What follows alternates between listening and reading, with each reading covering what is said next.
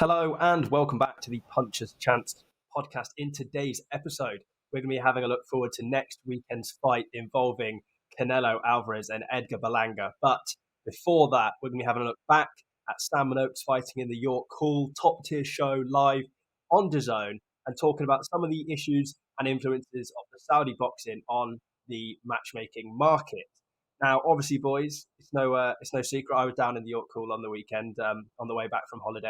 It's nearly killed me off. I've been ill for the last couple of days, but it's a brilliant card. Sam Noakes obviously defending his belt. Presumably you guys watched it on telly or caught up. I'll start with you, Harry, because I think you were slightly jealous you weren't there. What did you make? I wasn't jealous. When you sent that picture of the York Hall, it was something like, oh, God damn it, he's actually going to it. And yeah, I was a bit jealous. But Sam Noakes, what a performance. He just showed again that he's past this level now of European and he should be pushing on now further. And that going further now is a world title fight or a world title eliminator, and the names I believe that you mentioned to him, Mark Chamberlain. The fight I want to see though is him and Gavin Gwynn. Not being Welsh and being a bit biased there, but that's the fight. But it was a great fight, and I thought the corner did the right thing was he Italian, his opponent? For the Italian bloke. I thought, he was getting, Sam Noakes took a while to get going, and then as he did get on a bit, wow. And great call by his corner, and it just means now that potentially Sam could come out at the back end of the year and chuck him over on the Saudi card in December. That's what I would do with him, because he's exciting. Yeah, I think before giving credit to Sam Noakes, we should give credit to Sam Hill for all the hard work this weekend. To be fair to you, flat out all weekend at both shows. But yeah, it was a really good performance again from Noakes. He's you could see after about the fourth round, he was starting to get to Ceglia, starting to break him down, and you could see the punches were really starting to get to him and broke him down in the end. I thought it was interesting, obviously, with the interview you've done this up on the channel, that he spoke about the Chamberlain fight and the fact that he doesn't think he needs a world title, which is like, I would have thought that's a bit of a risk. The two of them still sort of chasing a world title to take a fight as big as that.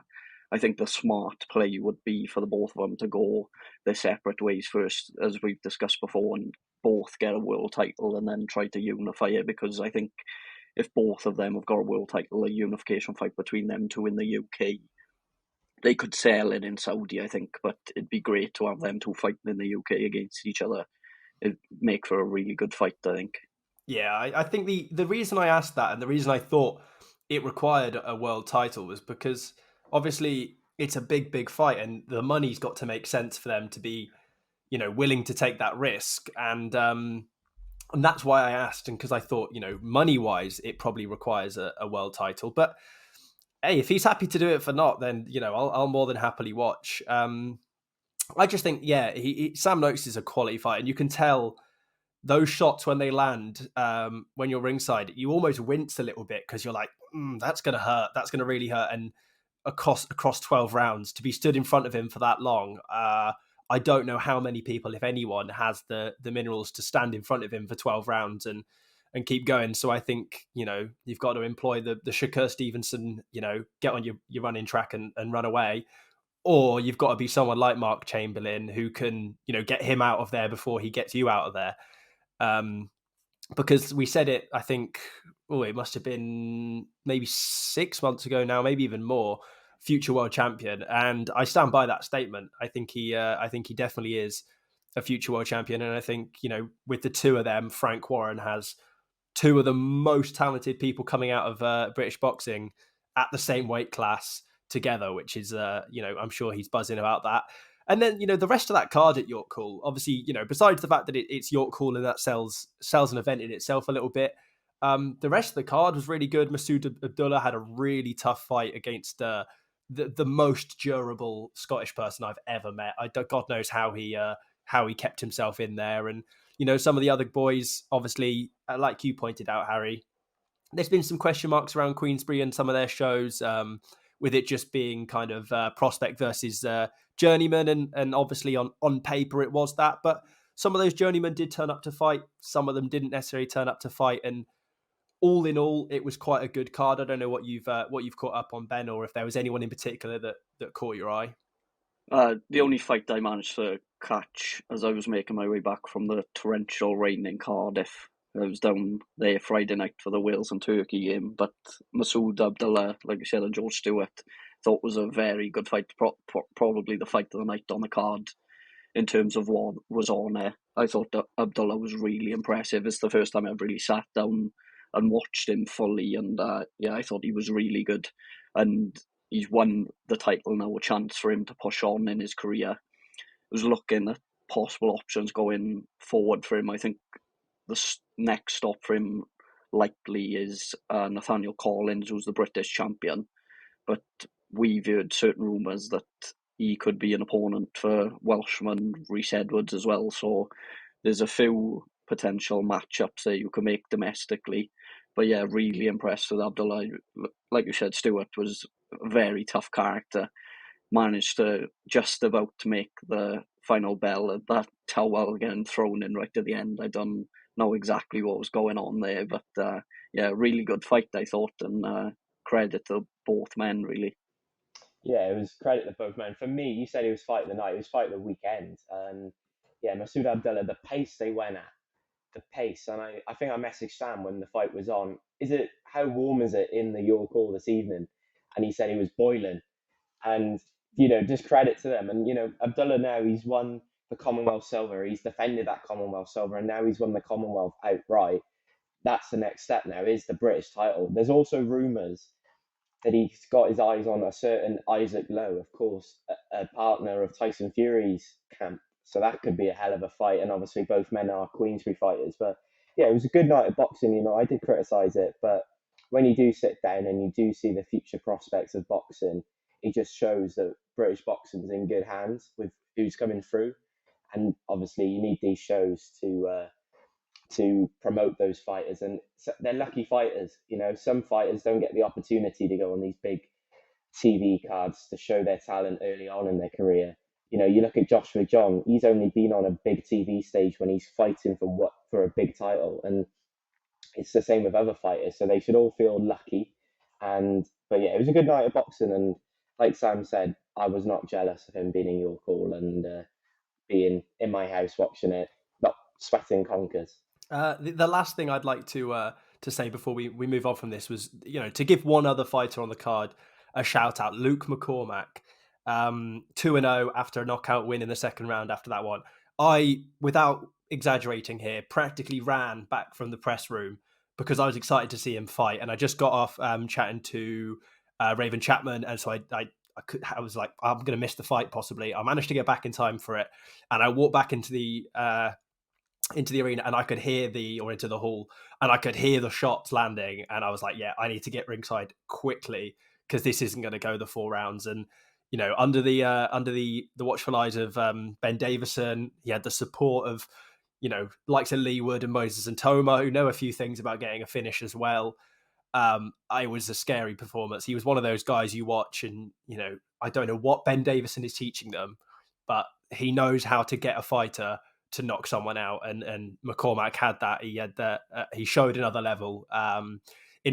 Sometimes you to get people out in that early stage of your career, the first couple fights, you either have to really go for it, or you just have to have some sort of power. And I think he does just have some sort of power in those hands that allowed him to get the finish. And I was really, really impressed with him. And then on to the top tier show that was live on the Stomping Ground and then live on Dazn in Brentwood Centre. We've obviously been to a couple of these events now. No doubt we'll be at the next one with Ben Crocker versus Stelios Papadopoulos and a 3 or 4 fighter, I believe, super middleweight tournament, which is really exciting.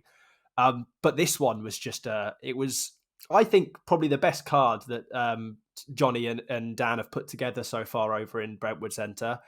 I know you boys were kind of maybe on and off. Maybe you might have even watched more fights than me. I missed a few bits and bobs grabbing interviews. But Ben, I'll start off with you. Obviously, what did you make of the whole card, standout performances, and then do you agree with me? Was it the best top tier show we've seen so far? Yeah, I think it's fair to argue that when we went to our first show there, well, feels like a lifetime ago now, but we said when we were there, it's like these are just like they're classed as small hall, but just as good as any of the like sort of main shows we've been to, really. And it was a matter of time before Johnny got himself picked up by someone like Dazn, or we thought maybe Sky Sports or something would pick him up in future. But yeah, it's credit to the hard work that he's put in over these shows, and you see when you speak to him, you see how much he puts into every show and how much planning, preparation, and everything goes into it. It was a really good night of fights again. A bit of a mix, like he was saying. There was a couple of 50-50s on there, some prospects coming through with the main event as well, a big title fight for both guys. It was a shame, really, for Lloyd Jermaine didn't quite get the result he was hoping for on the night. I think he was just outclassed by Elliot Whale, who looks like a very tidy fighter. He spoke to you and discussed about the want to go for and push for world titles, so you can see how much he's sort of dedicated to his craft, and it'll be interesting to keep an eye on him and see how far he goes. But I thought it was a very impressive performance from him in the main event. Could see how powerful his shots were, really hurt Jermaine. And it'll be interesting to see where he goes now from here. Yeah, I definitely agree that it was the best event the top tiers put on. For me, I haven't been to the Brentwood Centre, and when you look at, the card, you think, oh, it's a small hall fight card, but it's not. It's completely not. When you watch it, you've got the sparklers going up as they walk down to the ring. Normally, when Sky Sports do it, you only have that for the one fight, and that's the main event. You don't have it for the undercard fighters.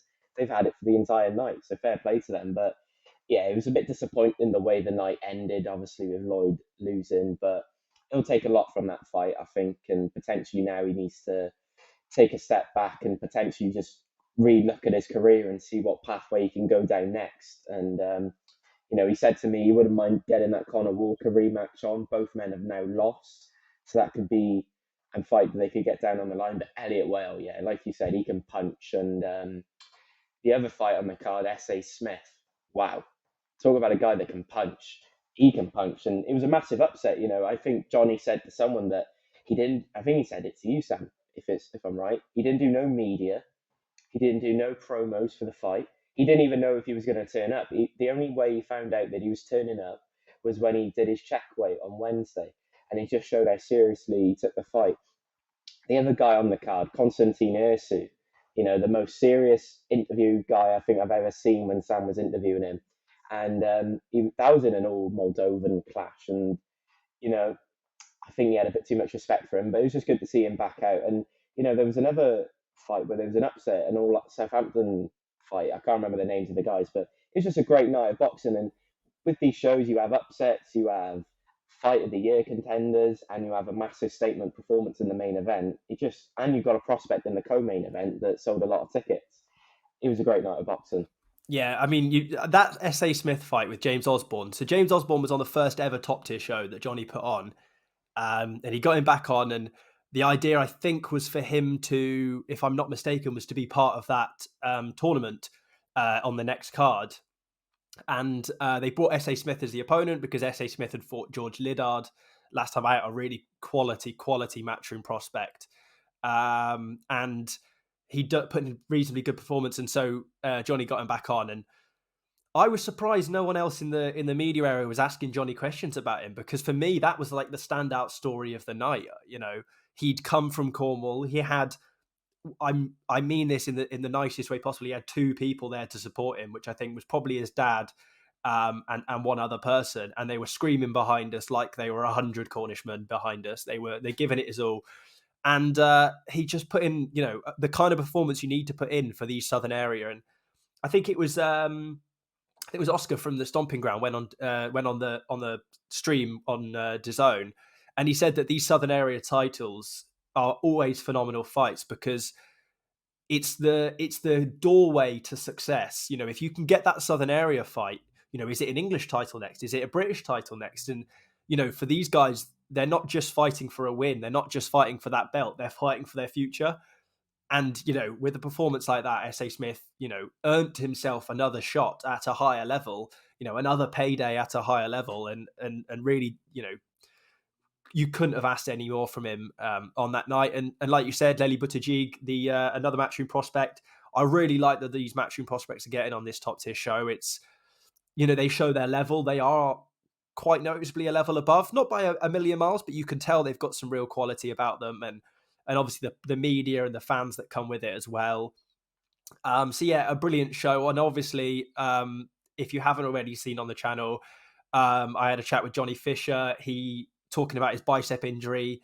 He was live. He was watching. Do you know what? Actually, and I'm gonna shout out Johnny for this. He done the interviews with myself and I think 3 other news things. And about halfway through, he went, "Boys, I'm not being a diva, but can we hurry these up because I just want to take pictures with fans." Like he just wanted to be out in the Brentwood Centre, meeting people, saying hi to people, taking pictures, rather than stood backstage chatting to people like me. So fair play to him for that. And check out the interview if you haven't already. And I'm going to move on before Harry breaks into tears, and we're going to move on to the Saudi shows and Eddie Hearn coming out recently and saying that there's some issues possibly with the Saudi money, making it more difficult for them to make fights and more difficult to pay fighters because people's prices are going up. And obviously, Ben, you spoke to Gavin Gwynn as well, and he echoed the same statement. What do we think of it? What do we? I'm not going to go into I called it a few months ago because that was for like a kind of back and forth thing. It's not necessarily what I thought at the time, but what do you make of it? What do you make of the fact that possibly we are seeing the end of this little kind of paradise moment in Saudi Arabia? Yeah, it's a difficult one, really, isn't it? Like, I've got huge respect for Turki Alalshikh and what he's done for the sport over the last sort of 18 months to 2 years. It's been the biggest sort of boom in boxing I think we've seen, certainly in our lifetime. And there's been shows, cards, events, the whole promotion of these fights have probably been the best we might ever see in the sport. But I think we've got caught up in the whirlwind of all these great shows and all these great moments to an extent that we haven't really stopped to think what the damage might be in the long term if these do come to an end, or like how far does it go before all these fighters, you have small hall fighters that are just saying, well, all these guys are getting paid this amount of money to go out and fight in Saudi. Like, why am I risking my health for hardly any money? And yeah, like you said, I spoke to Gavin Gwynn, I spoke to Jay Harris as well, 2 Welshmen who have obviously, Gav has just come off the back of fighting out in Saudi against Mark Chamberlain in probably the biggest fight of his career. Jay Harris has just done the Triple Crown for the second time in his career earlier on this year. And now both guys are saying that it's near enough impossible at the moment for him to get any fights over the line because of the cost of things, really, now, and the fact that people are pricing themselves out of fights because they won that Saudi money and it's not available to everyone. So yeah, it's a difficult one, really, because as good as it is for the big boys of the sport at the top end and the spectacle that we're getting to see, it's also having a bit of a negative effect, especially when you look here in the UK in terms of matchmaking and the shows we're able to put on here domestically, I think. Yeah, well, I think the first thing I want to say is Saudi Arabia for me has saved boxing. It's reignited my interest to watch boxing because you get in these fights that was only possible if you played a video game. Imagine pre-pandemic, well, 2020. Imagine you saying, "Oh, I think Alexander Usyk and Tyson Fury for the undisputed title is going to happen." I would have laughed in your face and said, "There's no way that would have happened."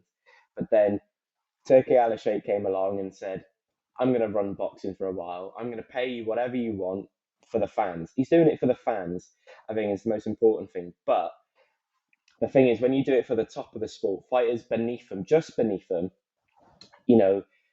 some of the heavyweights I'm going to compare, actually Kabayel, Zile Zhang, they're all going to be demanding a certain amount of money now, and that money is only available in Saudi Arabia. You can't expect them to come over here, Zhang, and fight Derek Chisora, because that's just a massive pay like the paycheck they'd have over in Saudi would be 10 times more than over here. But I can get where you boys are coming from, and with Gav and Jay, I just want to see him out as soon as possible now. I think Jay's got fight news coming up, which is really, really positive, and hopefully Gav can get something over the line, because at the end of the day, they're probably two of the best Welsh boxers at the moment in Wales.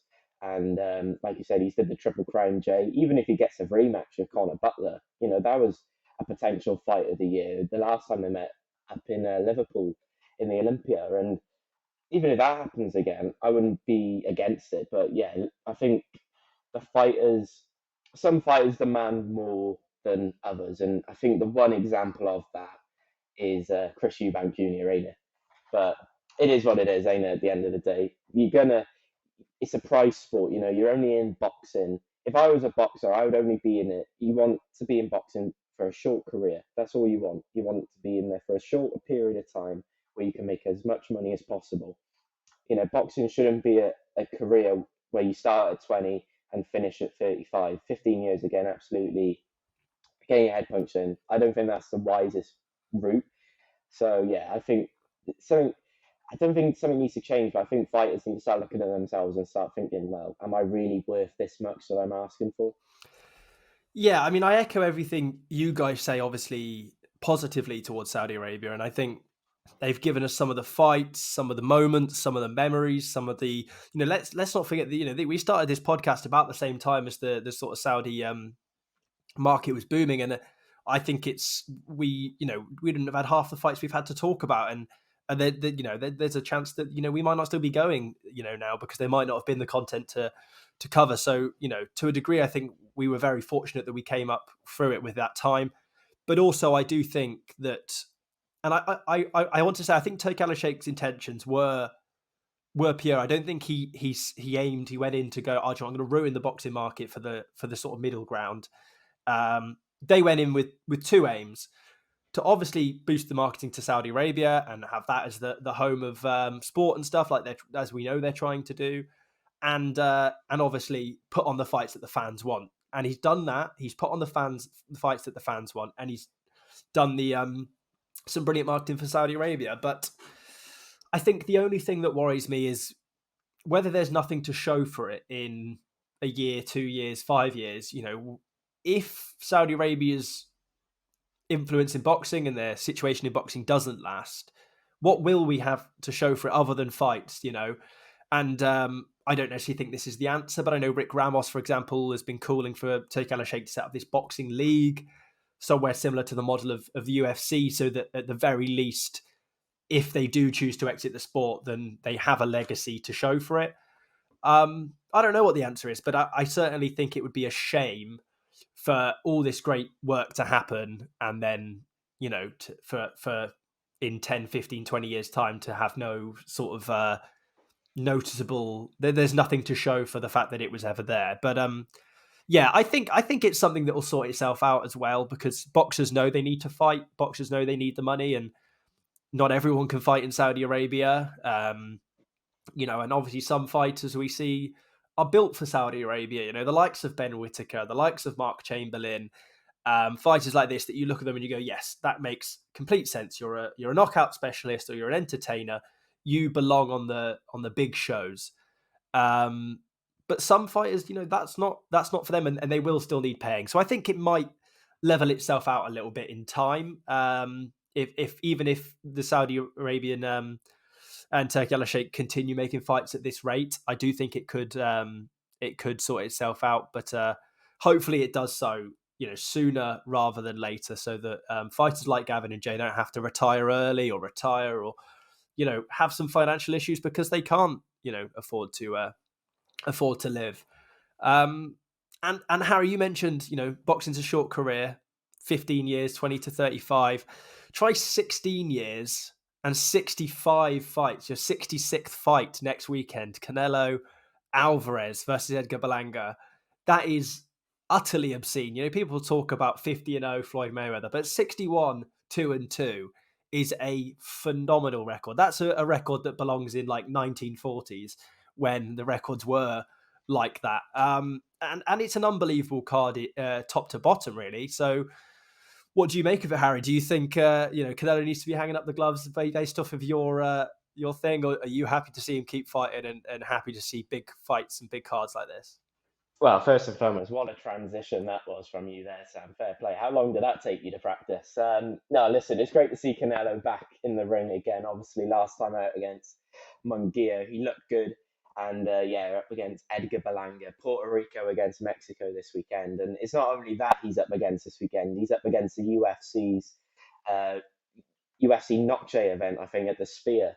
I think it's Mexican Independence Day or something on Saturday night. But yeah, Canelo, what a career he's had. He's fought everyone, and now he's at the twilight of his career where he doesn't have to fight mandatories. He can pick his opponents like he has Saturday night. And Berlanga, I mean, you can't count him out of it. As much as all of us have got Canelo Alvarez winning. You can't count Berlanga out of it because it's boxing at the end of the day. But yeah, I think when Canelo lands that first power punch, I think it could be lights out for him. But another fight on the card I'm looking forward to is Lara and Garcia.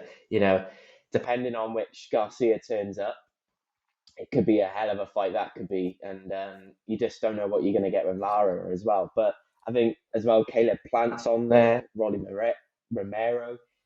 It's a great night of boxing, and I believe it's on Dazn, so we can watch it without watching it at Wetherspoons, and it's going to be great. Am I going to be dual screening it with the UFC event? Probably.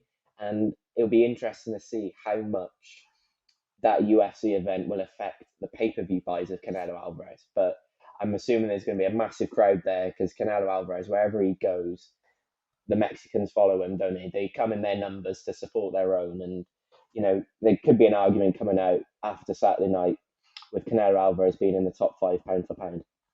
Yeah, so it's an interesting one with Canelo because I think looking at this fight on Saturday night, there's probably not one that fans and most people will call him for. Obviously, with the Benavidez fight, I think the one most people are interested in seeing. But at the same time, I've seen Canelo speak about it, and he's sort of come out and said, "Look, it's got to the point where no matter what I do and who I fight, someone's complaining some way that like no one's ever fully happy with what he does." And I think he's one of the very few fighters out there that can make the amount of money and has got the amount of draw that he doesn't really need Turki Alalshikh and the sort of Saudi market behind him to push his fights and make the money he wants to make. So in terms of Saturday night, I think it's going to be quite the one-sided affair.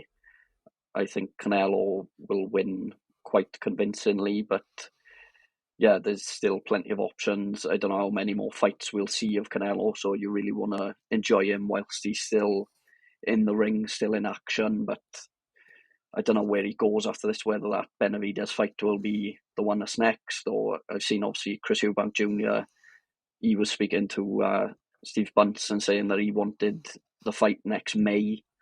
So there's options there for Canelo, and he's a massive draw. He's going to make a lot of money whoever he fights, and he's highly entertaining and possibly the number one fighter in the sport for most people, certainly. So yeah, looking forward to seeing how he gets off on Saturday night. And again, like you said, it's a very good card. It was only the other day, really, I sort of sat down and looked at the undercard, and there's some very, very good fights on there, some close fights in terms of American fighters. Like I said, Caleb Plant, who's coming off the loss against Benavidez.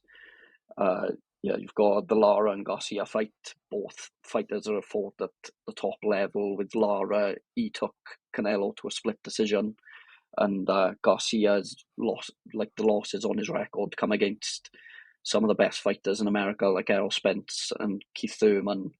Rolly Romero looking to bounce back from his defeat against Isaac Cruz. It's going to be a good night of boxing. I think with the Canelo fight, when you look at Edgar Berlanga and you criticize Edgar Berlanga, I think, Edgar Berlanga's 22-0. I think he's got a nigh on 80% knockout rate. So this guy is a top fighter. And I think, when you look at it, Christian and Billy had a fight scheduled. Diego Pacheco had a fight scheduled. Other than those guys, Edgar Berlanga's nigh on probably the best option at super middleweight. So really what people are saying is to Canelo, jump up to light heavy to fight David Benavidez, or get David Benavidez to come down, or get Terence Crawford to jump up, or you drop down.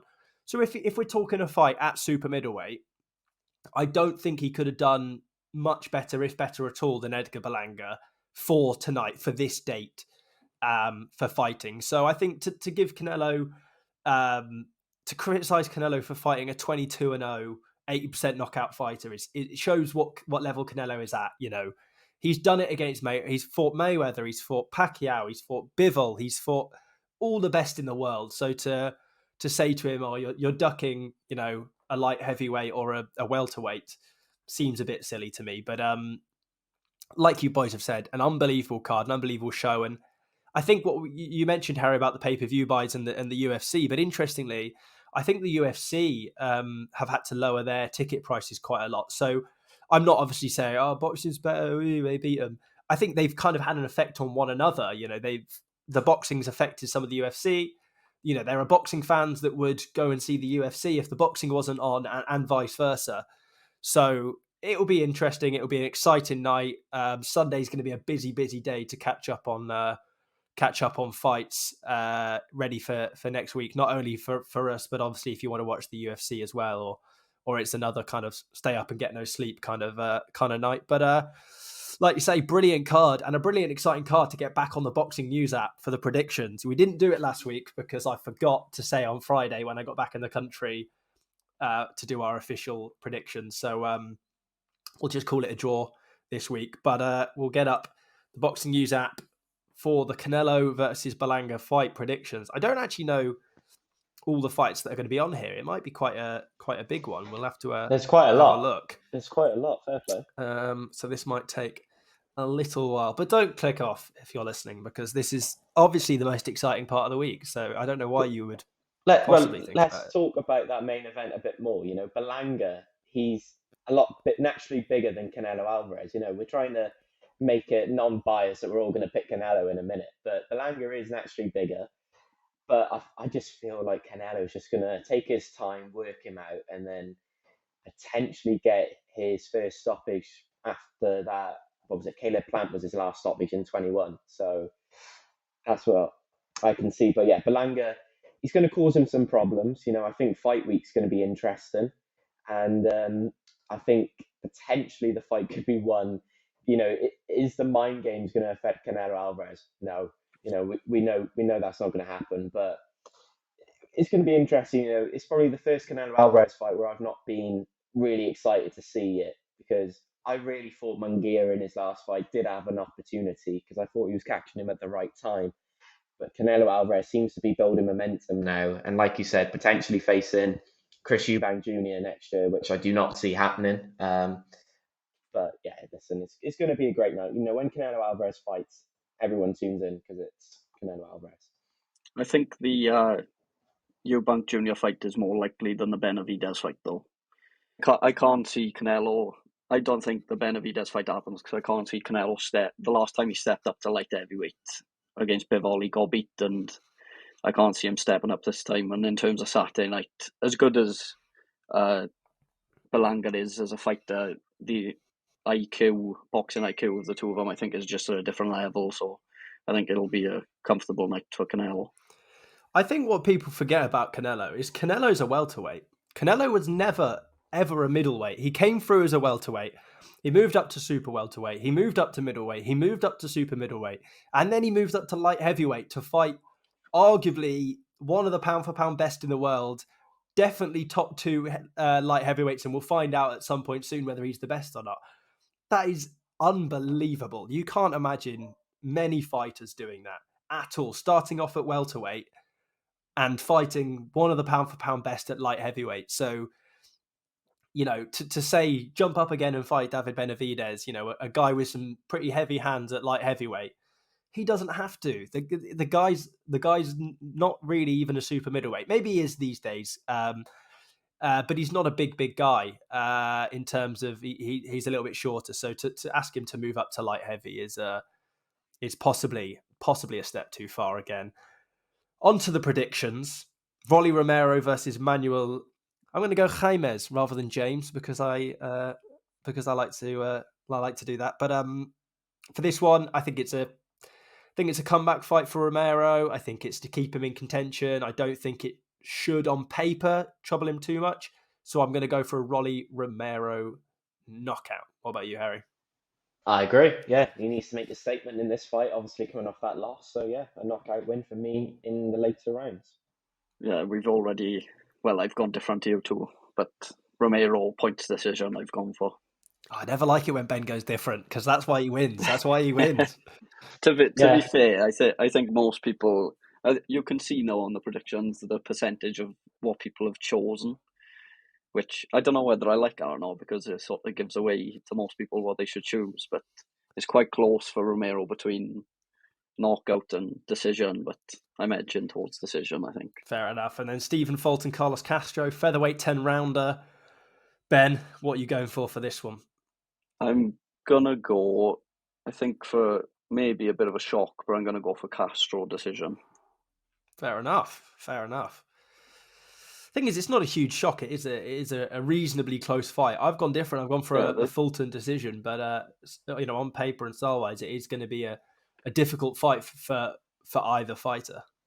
Yeah, Fulton by decision for me. Yeah. Oh God.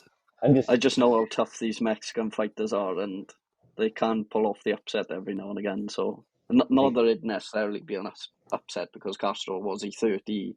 He's only lost 2 fights out of 32. So, but I'm gonna go for a bit of an upset in that one. Yeah, and then for the Caleb Plant, Trevor McCumbee, super middleweight 12-rounder. Harry, I'll make sure you can't just copy me this time. What are you going for? I'm going for a Caleb Plant knockout. I think he has to make, like we said for Romero, he needs to make a statement, and that's going to be stopping Trevor McCumbee late, I believe. 9th round stoppage. What about you, Ben? It's an interesting one, because you look at McCumbie's record, I think it's 28-0, but Caleb Plant is by far and away the best fighter he's come up against. And yeah, I think it'll be Plant redemption on Saturday night, and this is the first stoppage I'm going for, so Plant by stoppage.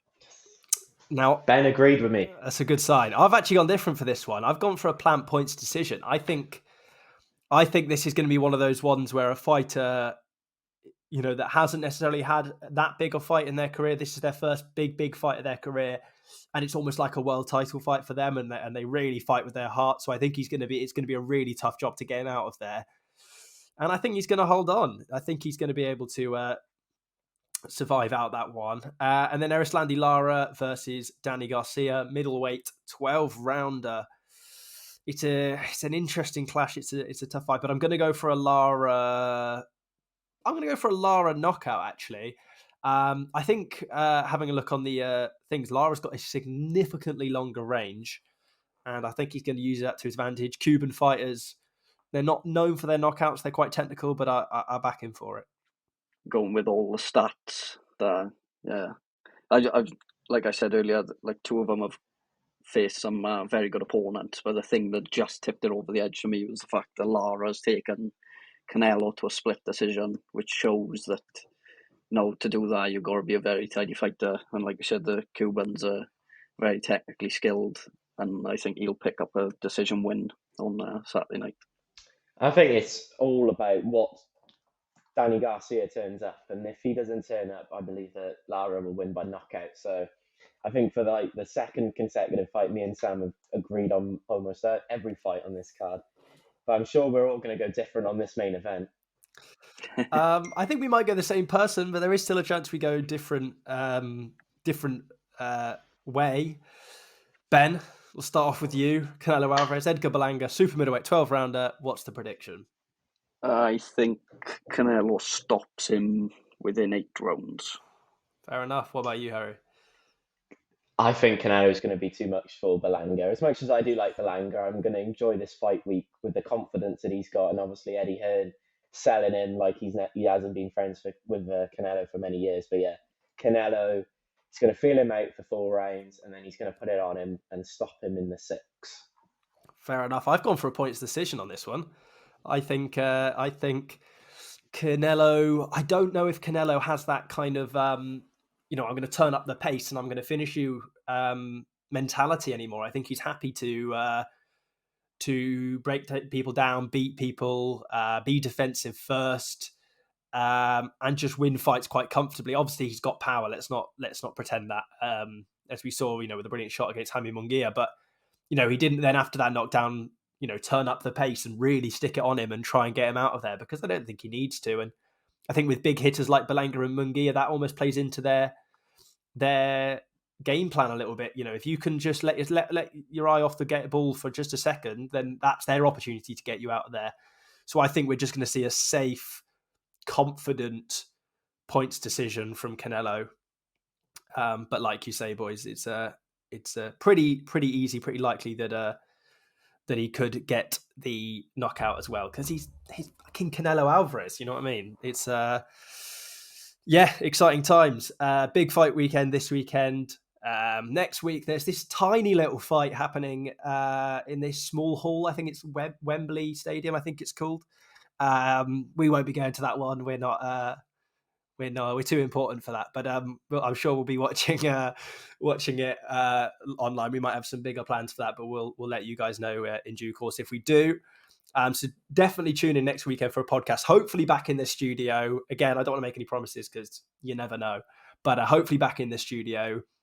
And then the last one, obviously, before we cut it off for another week, is we've just been nominated as the finalists for the Welsh Media Journalist Charity Podcast of the Year. So we are one of the top 4 podcasts in Wales, up against the BBC, all 3 BBC podcasts. There's nothing you guys who are listening can do to make it more likely for us to win, other than leave a like on this video. Maybe that might help. I don't know. But it's fingers crossed. We'll obviously let you guys know if there's any update on that, whether or not we're successful or not. But thank you everyone who's listened to this podcast, even if you clicked for 5 seconds and clicked off. Not that you'd be hearing me say this now, but even if you've done that, you've helped us a little bit. So thank you all for that. Cancel your TV license. The BBC, there are oppositions now. Don't pay it. They won't come knocking, I promise. Don't sue me if they do. So thank you all for listening. Follow us on Twitter, Instagram, YouTube, Facebook, anywhere you want. Give us a follow. Thank you all for listening, and we'll catch you all next week. Punches chance.